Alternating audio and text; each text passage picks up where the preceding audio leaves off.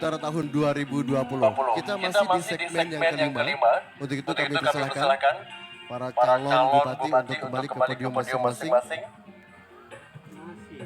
Dan segmen yang kelima ini kami persilahkan pasangan nomor urut 1 untuk memberikan pertanyaan kepada paslon nomor urut 2. Silakan Pak.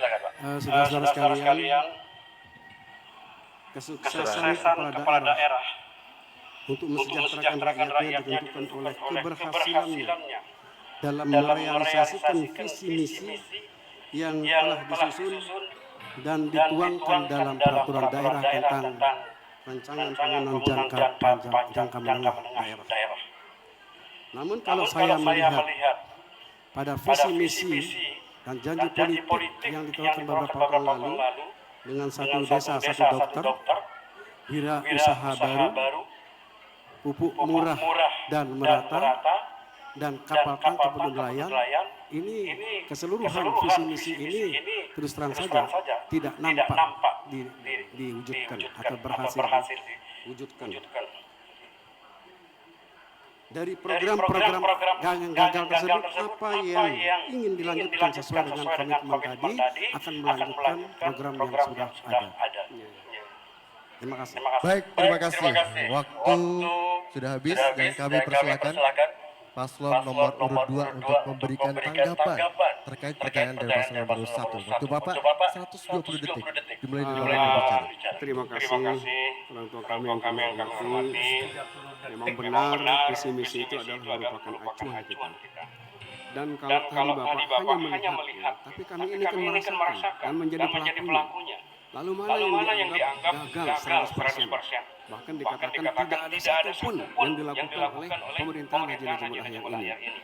Pertama, Bapak bicara tadi tentang satu dokter satu desa.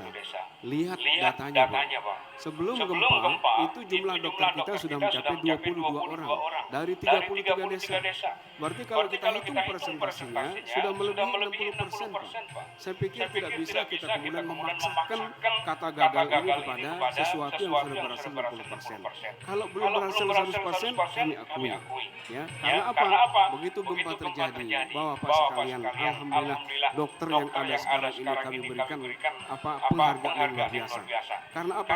Karena mereka mau masih menjalankan tugasnya sebagai pembina kesehatan di desa yang bersangkutan.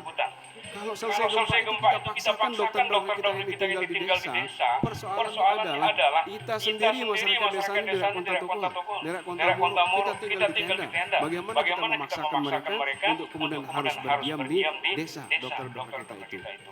Nah kemudian wira usaha baru ini telah kami anggarkan sejak pertama, 15 miliar saya anggarkan di periode pertama, di tahun pertama. Tetapi kemudian ada peraturan Menteri Dalam Negeri yang tidak memperbolehkan memberikan pengusaha ini modal dalam bentuk uang, ya, sehingga kemudian kita rubah dia menjadi bentuk barang.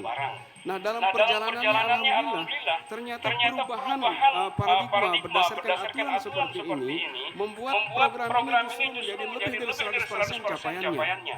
Kalau di program WUB yang kita laksanakan itu targetnya ada 10.000. Ternyata dengan paradigma baru ini penerima manfaat melebihi. Terima kasih. Mohon maaf paslon dan lain-lain. Belum bisa kami jelaskan. Terima kasih. Selanjutnya kami persilakan paslon nomor urut 1 untuk memberikan tanggapan. Waktu Bapak 120. Terima kasih. Konsep dokter satu desa satu dokter itu kalau yang tercantum dalam peraturan daerah tentang APBD itu dokter yang tinggal di desa melayani masyarakat di desa itu diberikan kendaraan, tapi kenyataan tanya aja rakyat seluruh negara, tanya ada dokter nggak di situ, pasti jawabnya tidak ada. Nah itu yang saya maksud, ini program yang gagal. Termasuk wirausaha baru, saya juga pernah membaca APBD kita. Sekian tahun itu memang diprogramkan, tetapi tidak bisa dilaksanakan. Kalau diberikan dalam bentuk barang, itu bukan wirausaha baru. Yang diinginkan itu modal, bukan barang. Nah ini yang saya maksud bahwa itu gagal. Termasuk kaitan dengan pupuk murah. Pupuk murah ini kan fiskal, Pak. Itu urusan negara yang memberikan subsidi atau tidak memberikan subsidi. Nah kalau kita ingin pupuk murah merata tentu ada niat baik kita untuk memberikan subsidi atau apapun namanya, beri pupuk itu misalnya sangat mampu daerah ini, terus kemudian kita jual sesuai dengan keinginan kita murah. Kan sekarang ini pupuk malah bukan hanya murah-murah saja yang mahal, tapi tidak ada pupuk itu sekarang. Ini yang saya maksud. Jadi kita kalau ingin membuat satu program visi misi harus terukur. Apa yang mampu kita laksanakan selama kurun waktu 5 tahun, itu yang kita programkan. Sehingga kita terganjal dengan kegagalan-kegagalan yang memang selama ini terjadi. Itu yang saya maksud. Supaya penyusunan visi misi itu harus terukur. Yang mampu kita laksanakan selama kurun waktu jabatan kepala daerah 5 tahun. Jadi kalau terlalu tinggi kita buat program seperti itu, tentu kita akan berhadapan dengan kegagalan-kegagalan. Nah ini yang saya maksud tadi. Apa yang saya akan lanjutkan. Terima kasih, waktu habis. Makasih. Kita menuju ke paslon nomor urut 2 untuk memberikan tanggapan. Waktu Bapak 120 detik, silakan. Ya terima kasih. Bagaimanapun kami menjelaskan kalau memang tidak dipercaya itu susah. Sekarang kalau dipaksakan mengatakan misi ini gagal, padahal sudah ada.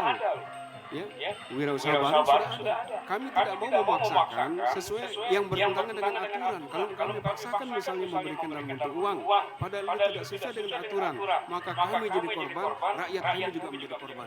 Dan alhamdulillah ternyata dengan memberikan dalam bentuk barang ini banyak sekali wirausahaan yang sukses. Kemudian kalau dokter desa, saya tidak percaya kalau kita bertanya kepada semua masyarakat KLU lalu menyatakan tidak ada dokter. Ini jangan kita buat-buat, ya. Alhamdulillah, ya sangat dirasakan manfaatnya oleh masyarakat kita. Tetapi sekali lagi, kalau satu kebenaran tidak mau kita akui, yang nggak mungkin akan bisa masuk ke dalam otak dan pikiran kita. Kemudian pupuk, persoalan kita itu adalah bukan pada kelangkaan pupuk kemarin gitu. Persoalan kita adalah pada kurangnya kuota pupuk bersubsidi kita. Maka apa yang dilakukan oleh pemerintah? Bapak buka APBD, mungkin Bapak belum baca. Di sana ada anggaran untuk membeli pupuk non subsidi oleh pemerintah daerah, lalu kita lepas ke masyarakat dengan harga subsidi, sehingga masyarakat bisa mendapatkan pupuk dengan harga lebih murah dari semestinya. Dan ini kita lakukan. Demikian juga ada program-program yang lain, ambulan desa umpamanya, mau tidak diakui, orang sudah diterima oleh 33 desa yang ada. Bahkan sekarang kami sedang melanggarkan untuk 10 desa yang sudah definitif akan kita berikan juga ambulan desanya. Nah menurut saya, marilah kita ajak masyarakat kita berpikir jernih.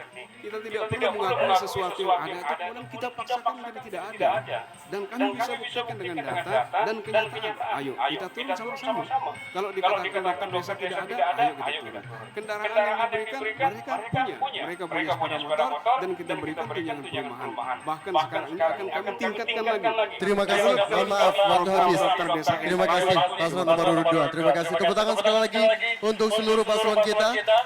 Kita akan menuju ke segmen yang terakhir, yaitu closing statement. Tapi kita harus jeda terlebih dahulu. Kami akan kembali sesaat lagi. Pertama, pemilihan bupati